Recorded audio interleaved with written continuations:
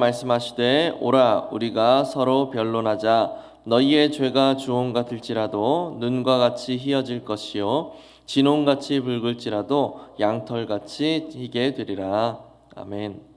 오늘 말씀은 10절부터 20절까지의 내용을 같이 살펴보도록 하겠습니다.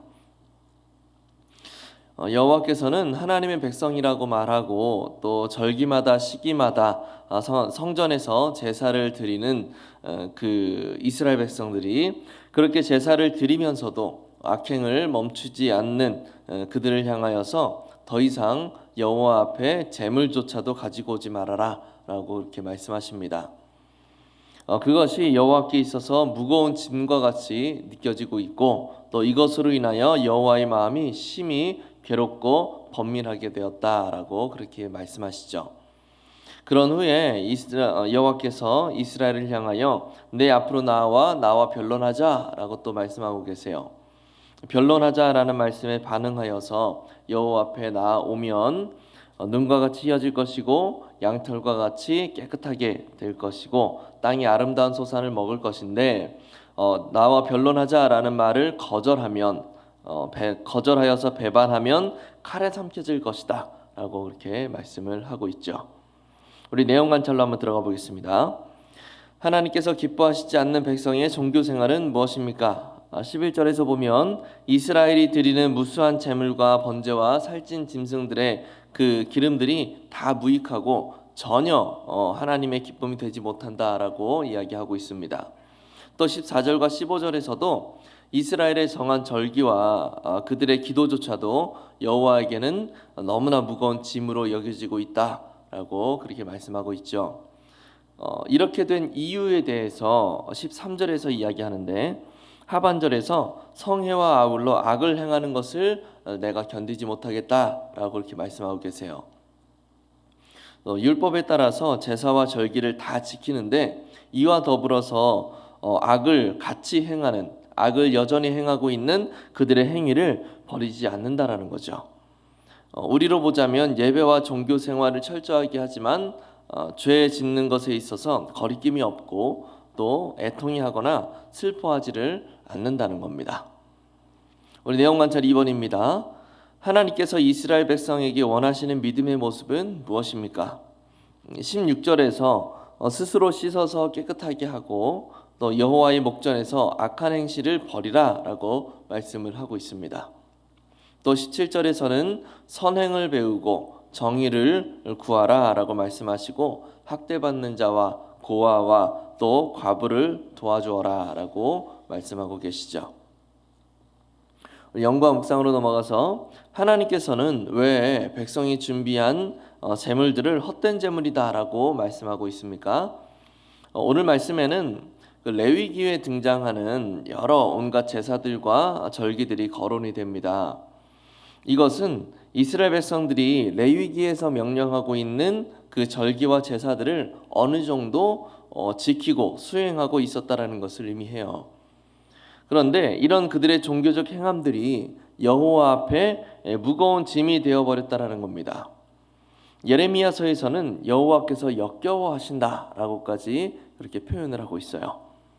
나름대로 종교 생활이 지켜지고 있었음에도 여호와 앞에 무거운 짐으로 역겨운 것으로 여겨질 수밖에 없었던 것은 종교적 실천을 행하면서 동시에 악행을 저지르고 있는 그들의 모습 때문이었습니다. 제사를 드리면서 자신의 죄를 용서해달라라고 간구를 하면서도 여전히 악을 행하는 거예요. 절기를 지키면서 하나님을 예배합니다 라고 말하면서도 여전히 가난한 자를 억압하고 과부를 돌보지 않는 겁니다. 그들의 이런 이중적인 모습이 여호와 보시기에 너무나 악하고 가증스럽고 역겨운 모습이라는 것이죠. 그런데 그런 그들에게 여호와께서 내 앞에 나와서 나와 변론하자라고 말씀을 하고 계시는 거예요. 18절이죠. 변론은 법정에서 원고와 피고가 구술하는 것을 말하는 것을 통해서 공격과 방어를 행하는 것을 이야기하죠. 이 말은 여호와께서 너희의 죄를 낱낱이 드러내시겠다라는 말씀인 거예요. 나와 변론하자라는 말은 내 앞에 나와서 내가 너희의 죄를 낱낱이 밝히는 것을 너희가 들어야 된다라는 겁니다. 그래서 아주 사소한 것까지 조목조목 너희의 그 패역한 영적 상태를 명백하게 밝혀내겠다라는 겁니다. 하나님께서. 그런데 희한한 것은 그렇게 이스라엘의 죄를 낱낱이 밝혀내시겠다라고 하셨는데 죄가 밝혀진다라는 건데 그렇게 변론을 하면 너희의 죄가 주홍 같을지라도 눈과 같이 희어질 거래요. 이스라엘의 죄가 아주 명백하게 드러나게 될 텐데 그런 진홍과 같은 붉은 죄악들이 씻겨서 양털과 같이 희게 될 거랍니다. 여호와께서 말씀하신 변론의 목적이 무엇이라는 겁니까? 회복하는 것에 있다라는 거예요. 회복하는 것에. 그들의 영혼을 깨끗하게 하여서 하나님의 백성다운 모습으로 회복하는 것. 거기에 여호와와의 그 변론의 목적이 있다라는 겁니다. 느낀 점이에요. 영적 불감증에 빠진 백성에게 서로 변론하되 변론의 목적이 회복임을 밝히시는 하나님을 보며 무엇을 느끼십니까? 변론의 목적이 회복이라고 했습니다. 회복시키셔서 그 백성을 온전하게 만드는 것에 변론의 목적이 있단 말이죠. 이것만 놓고 보면 너무 좋아요. 그죠? 감사한 일이죠. 그저 여호와의 한량없는 은혜에 감사하고 기뻐하면 될 일 같죠. 그런데요, 이 변론에서 이루어지는 것이 무엇이라고 했습니까? 죄를 낱낱이 밝혀내는 일이라고 했어요. 죄가 밝혀진다라는 것은 부끄러움이 따르는 일입니다. 수치스러움이 따르는 일이고 내가 낮아질 수밖에 없는 일이에요. 내가 하나님의 백성으로 회복되어진다라는 것은 너무 좋지만 내가 부끄러움을 감수해야 된다라는 것에는 우리가 원치 않아요. 주홍 같았던 나의 죄가 씻기어서 눈과 같이 희어진다라는 것은 참 좋은데 나의 죄가 낱낱이 밝혀져서 내가 수치를 당할 수 있다라는 것은 죽기보다 싫어요. 그러면 우리가 정말로 원하는 것은 무엇입니까? 내가 온전한 백성으로 회복되지 않아도 좋으니 부끄러움을 당하지 않았으면 좋겠다라는 것이 우리의 진짜 원함 아닙니까? 그러면 나의 죄가 남아있어도 좋으니 내가 수치를 당하는 것만큼은 피할 수 있었으면 좋겠다라고 우리는 생각한다라는 거죠. 우리 안에 죄에 대한 애통함이 있어야 된다는 거예요. 그 애통함이 없으니까 내 안에 죄가 여전히 펄펄 숨쉬고 있다는 사실보다도 내 안에 죄가 여전히 나를 움직이고 있다는 사실보다도 나의 죄가 낱낱이 드러나는 것으로 인하여 부끄러움을 당하는 일만큼은 내가 수치를 당하는 일만큼은 내가 발생하지 않았으면 좋겠다라는 마음을 버리지를 못한다는 거죠. 하나님께서는 여호와 앞에 나와 변론하는 것을 통하여서 바로 그 애통함, 내 안에 여전히 죄가 있다라는 그 사실로 인한 애통하는 마음을 우리에게 회복시켜 주시기를 원한다라는 거예요. 하나님이 회복시켜 준다라는 말은 바로 그 애통함을 회복해 주신다라는 거죠. 그 애통함이 회복되었을 때 우리는 하나님 앞에 진정으로 부르짖을 수 있게 되는 것이고 그렇게 부르짖으면 하나님께서 우리의 죄를 그리스도의 보혈로 깨끗하게 완전히 덮어버리셔서 다시금 하나님의 백성으로 살아내고자 하는 열망과 진실함을 품게 만들어 주신다라는 겁니다. 그것이 바로 진홍과 같았던 우리가 양털과 같이 휘어질 것이라는 말씀의 의미인 것이죠. 이 내용을 기반으로 적용과 결단을 도출해 봤으면 좋겠어요. 내가 부끄러움을 감수하고서라도 하나님 앞에 고백함으로 용서받아야만 하는 잘못이 있다면 무엇입니까?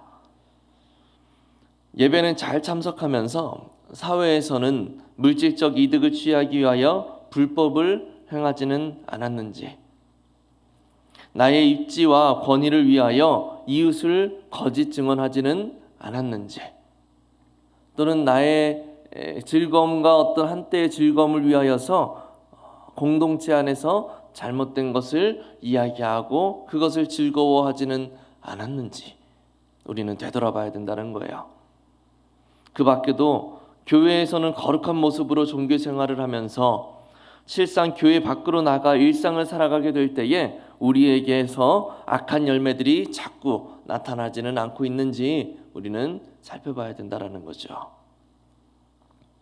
이런 악함들 가운데는 우리가 공동체 안에서 나의 죄를 자복하고 고백하여서 용서받아야 하는 잘못이 있을 수 있고, 또는 하나님 앞에서 개인적으로 철저하게 회개함으로 회복해야 될 것들도 있을 겁니다.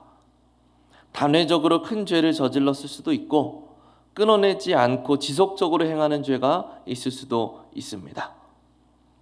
무엇이 됐든 간에 우리는 죄에 대한 애통함을 회복해야 된다는 거예요. 여호와의 법정에 나아가 부끄러움과 수치스러움을 감수하고서라도 나의 그 죄악들에 대하여 애통히 하면서 회개함으로 철저하게 용서받고 죄사함을 받아야 된다는 겁니다. 이 부끄러움과 수치를 감내할 수 있는 각오와 결단, 죄가 있다라는 것, 나의 안에 죄가 여전히 숨쉬고 있다라는 것에 대한 경각심과 애통함이 있어야 된다는 거죠.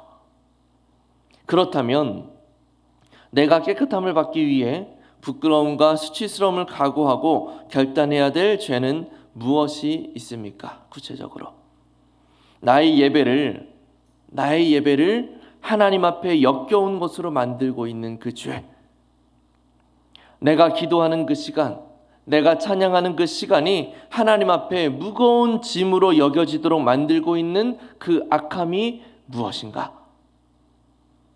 각오해야 돼요. 결단해야 돼요.